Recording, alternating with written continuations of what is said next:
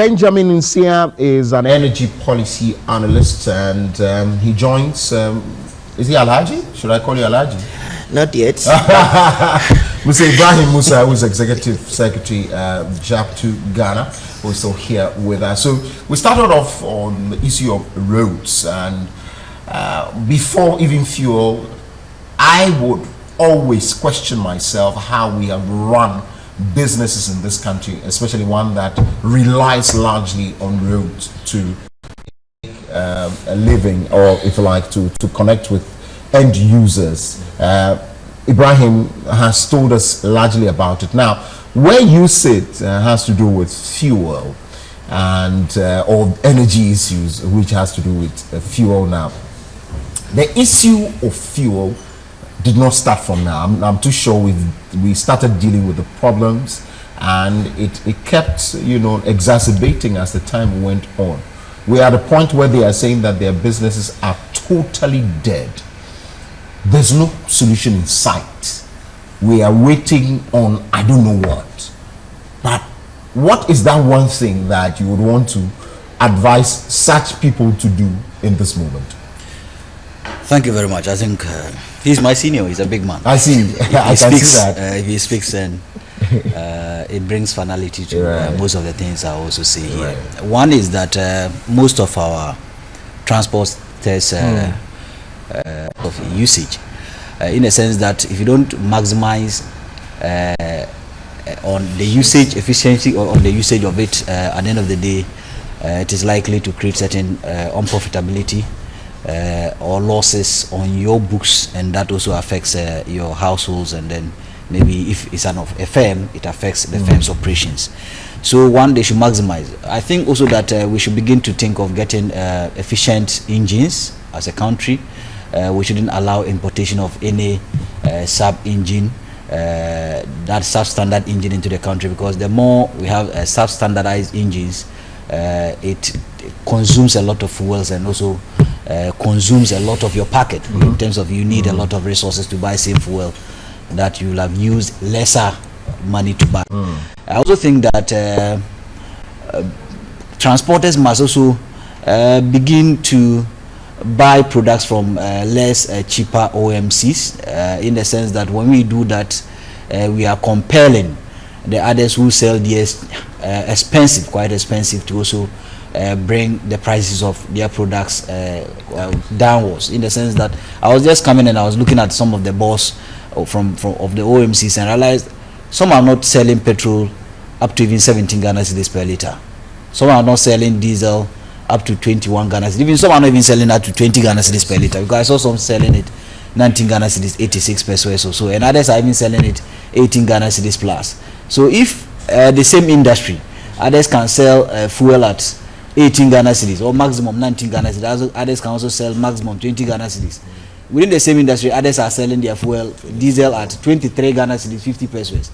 Others are also selling their petrol at 17 Ghana cedis, 99 pesos. I think that when users, which are mostly the transporters in Ghana, begin to buy from those who sell quite cheaper, I think it will force the bigger ones to also bring their products down, in the sense that per standard all the products are the same.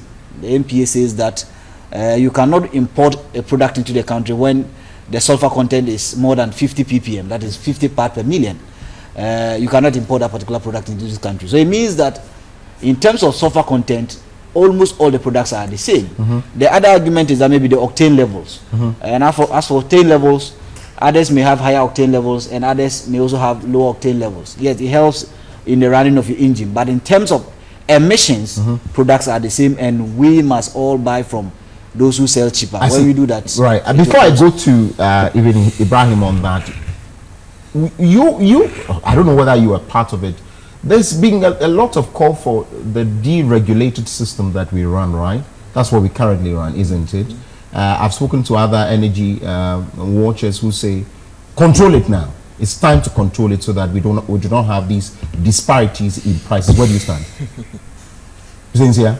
Okay, so, so I thought you no, before I go there, I think that the deregulation needs to be reviewed. That particular policy, If you look at even the LI that we are using in certain prices, it goes contrary to the deregulation, because the LI was passed in 2012 when we had a regulated regime. Okay. And that LI says that even if you are setting prices locally, we must use the averages of the Bank of Ghana and not the commercial bank average in terms of forex. The challenge we have had recently is that instead of the BDCs or the importers to use a minimal forward rate that affects or quite affects the transporters or the petroleum user in optimal level, that I mean it doesn't affect them much, and it also doesn't affect the importers much.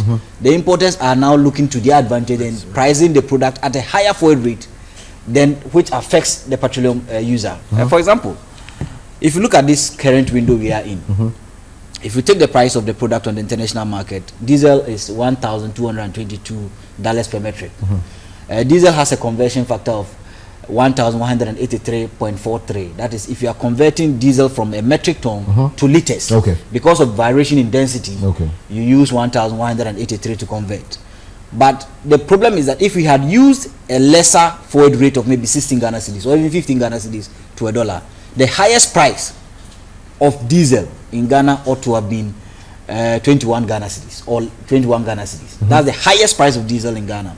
But the observation is that some of the BDCs are using 19 Ghana cedis 50 pesos as a forward rate, which is a 30-day forward rate. So between 1st to the 31st of November, right, if the Cedi doesn't depreciate to that particular 19.5, they have raped, they win, and they have raped off the petroleum user. It's not also because of when did that start? People question the timing. Because then there are issues of uncertainty where we cannot even get the products. We do not know what happens within. These are just issues of uncertainty, isn't it? I think currency depreciation is not an issue of uncertainty. It's an issue of risk. Yes, and you have to understand what they all mean, right?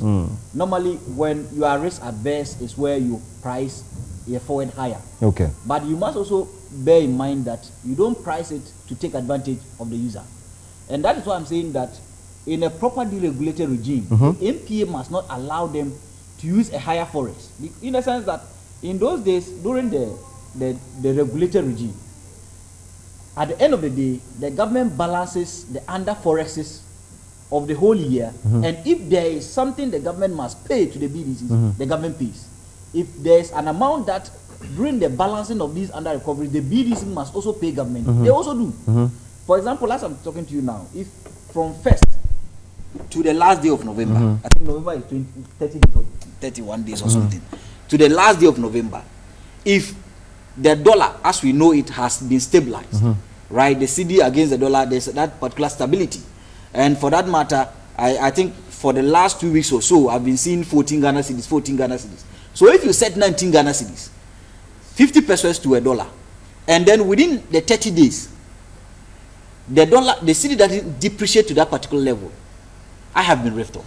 And that is why I'm saying that don't set a higher forward rate. At least set a maximum of 16 Ghana cedis. Bearing in mind that with all these calculations, you know that the Cedi is not likely to hit the 19 Ghana cedis. We all know. And that's what I'm saying. Cedi depreciation is a matter of risk, not uncertainty. For uncertainty, we don't know.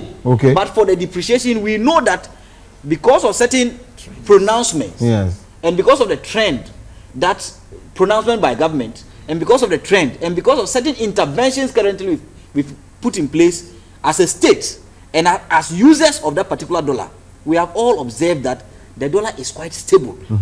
So if it is stable, you don't set a higher forward rate. And let me give, even in January, when the Cedi was 6 Ghana cedis to $1, the forward rate then was 70 pesos. The difference was 6 Ghana cedis, 70 pesos. So whilst the market was 6 Ghana cedis, they were using 6 Ghana cedis, 70 pesos. So if we were using 6 Ghana cedis, why not today that the market is 14 Ghana cedis, 20 pesos or 50 pesos? Even less, maximum of even 15 Ghana cedis. Why don't you use 16 Ghana cedis to set prices by using 19 Ghana cedis? So I think that MPA must engage the transport operators, must engage the BDCs, so that at least we can all agree on the margin or the differential between the forex and the spot forex. I see. I'm too sure that's why earlier, I think last week, Dr. Awekubrobi was calling on the MPA to ensure that they do the needful to regulate the system. Well, we'll come back to that